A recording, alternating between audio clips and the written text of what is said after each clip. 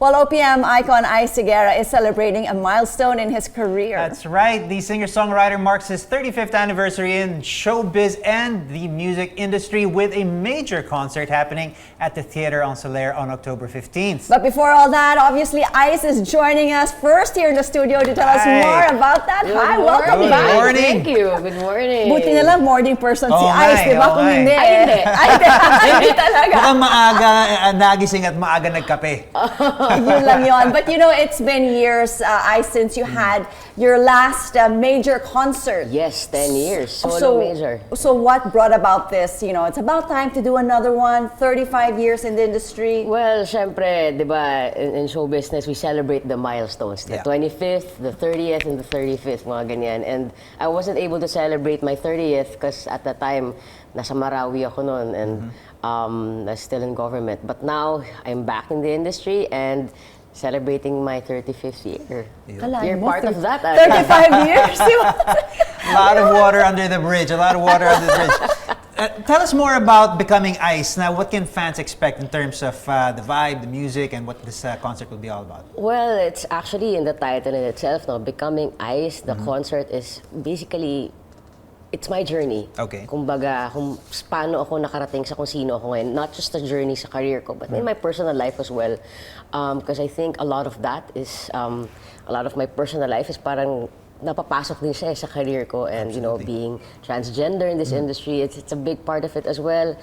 Yung growth ko din mula artista, singer, and now being a director. Right. So basically, it's my journey through songs. Balikan natin yung mga different roles mo na yan, ha? And not only that, but what's amazing is that we were all witness to your journey. Right. Yes. Since you were an open book from day one, from Little Miss Philippines and all the way Little Mr. Paulie. to where you are now, right? From TV to movies, Everything. Ang dami. Government. And, well, you mentioned, of course, you know, the various people who were part of your journey. In fact, binati mo nga si Christine. Yes. Who are going to be part of the concert? Of course, hindi pwede mawala si Tito Vic. Si Gary V will also be there, Martin Rivera, the Sessionista Girls, Juris, City, and Princess. We also have Tres Marias, yung mga idol ko talaga, Bayang Baris, Cookie Chua, and Lolita Carbon. What a of course, lineup! Chito What a Miranda lineup! will also be there. But you were able to handpick, I mean, all of your guests. They were I mean, handpicked. They Kasi were. sabi ko, gusto ko talaga yung guests ko. Hindi lang sila nandyan because, I want to sing with Yes, them. It's, yes, yes. I want them, they have story. Kumbaga, it's either they're my mentor or inspiration ko sila or they're really, really good friends na alam kong naging milestone din sila sa career ko. I'm still waiting for him to invite me. Mag-guest ka na ba? Ano yung part na yun? Can you host?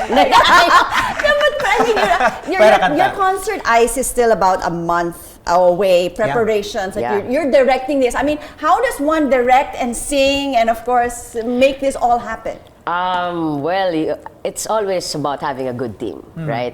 Kumbaga, directing it, of course, it's having that creative freedom, no, to do it and picking the right people to do the lights, to do everything. So talagang madugo siya sa pre-prod kasi doon yun siya kailangan talaga gawin lahat. Make sure the cues are on point para pagdating ko sa stage, hindi ko na siya iisipin. But of course, I have my associate director, Lani Tapia, and the commanding officer, Brigadier General Liza Dino Seguerra, my wife, na talagang nagmamando rin na lahat. Correct. But speaking of milestones, though, what would you say are the most important, I don't know, signposts or literal milestones in your career that has spanned 35 years? Alin ba dyan ang pipiliin mo? Or is it easy to pick? Can you pick? I can pick siguro 4. Yeah? That's, of course, my beginning as a child star, no? And then, I'd like to say, naging milestone din sa akin yung nalaos ako. Okay. Because that's where I learned a lot. Okay. And then, when I became a singer, and then now, as a new director. So, yun yung sa career milestone ko. For me, yes. Roller coaster. Wow. I mean, and you also mentioned, I mean, through your milestones, there also have been influential people that would help you along the way. And for one is your commanding general. Yes, our commanding general. Ang daming title ni Lisa, Wife, commanding general, lahat, you know, and of course, She is definitely a staple here on New Day. Of course, Lisa, tell me a little bit about your relationship and how that has helped you bring you to where you are now. She's my partner in every way. Si Lisa, you know, obviously she's my commander general. She's not afraid to tell me the truth, which we all need. Kasi diba, I mean, especially in this business, everyone tells you you're good, you're all this. But she, you know, she's, for lack of a better term, siya yung pumalit sa mom ko in terms of, you know, keeping me sa lupa. Kasi we need that. We need to hear the truth. And siya yung nagbibigay sa akin. But at the same time, siya rin yung nagpo-push sa akin because she believes in me. Right. So she gives me that balance where to, you know, push it more or medyo, dito ka lang So yeah. And so, of course, she inspires me so much. Super.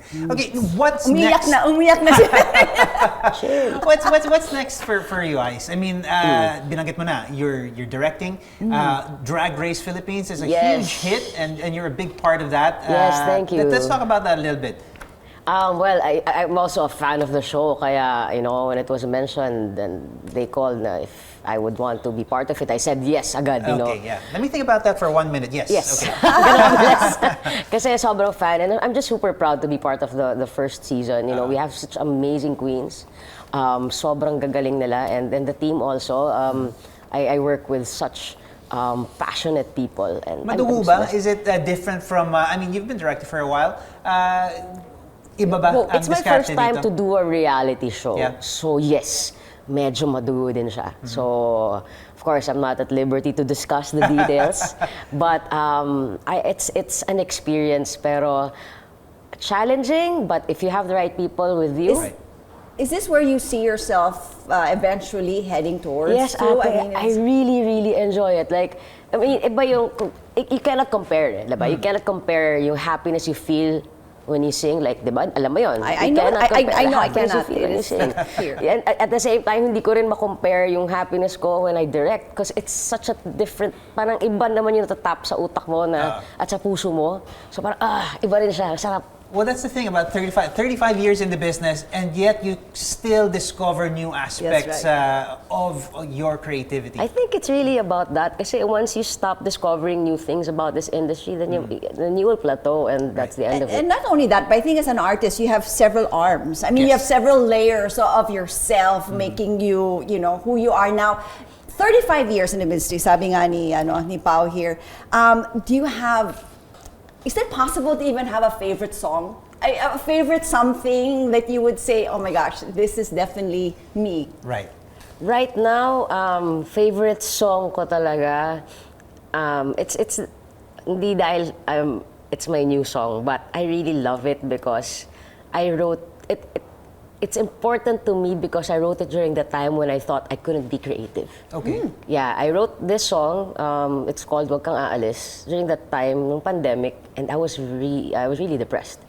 And I think this is the only creative thing that came out of me during that time. So I think it's special kasi it was during that time when I thought, wala na akong purpose, wala na akong silbi. Kasi I couldn't do what I wanted to do, which was sing. Okay.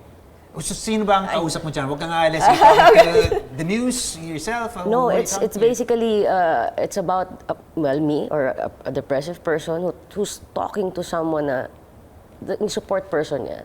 Telling this person the hardest things, or yet the most simplest things a person could say, na dyan ka lang, huwag kang aalis, kailangan kita. Yeah. So would you be able to give us a sample? Or Kailangan may sample? Or is there another song that you like? It's early in the morning, but no problem. please indulge us. Yes. Of course, no problem.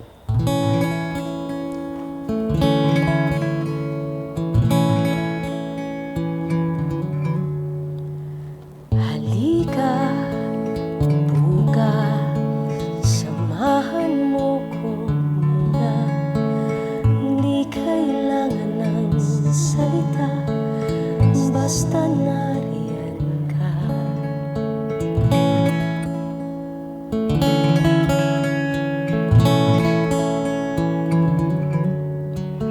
Gusto ko lamang sabihin ang nadarama. Pagpasensyahan mo na, kailangan lang huminga.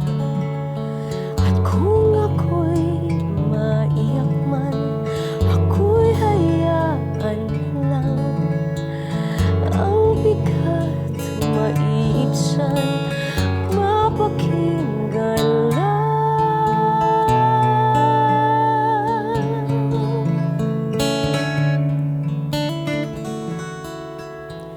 Huwag kang aalis,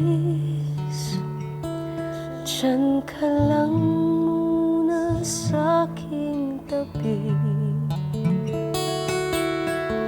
Huwag mong iiwan,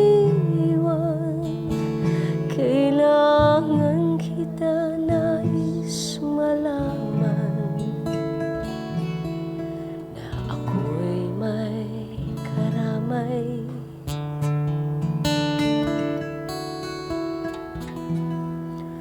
At ako'y may halaga.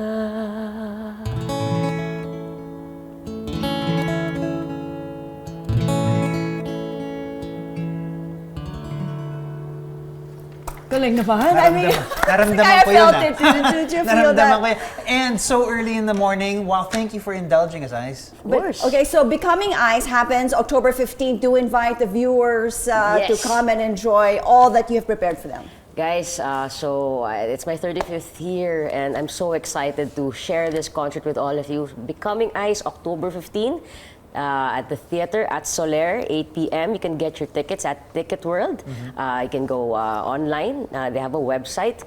And of course, this is brought to you by Fire and Ice Media and Productions and Nathan Studios in partnership with Katinko. So maraming salamat po. So October 15, the theater at Solaire, Becoming Ice. Definitely will be Ice, there. I Idol, love it. Direct. I know. Ang dami mong title. Thank you so much for joining us Thank you right for here having on me. New Day. Best of luck to you, of course.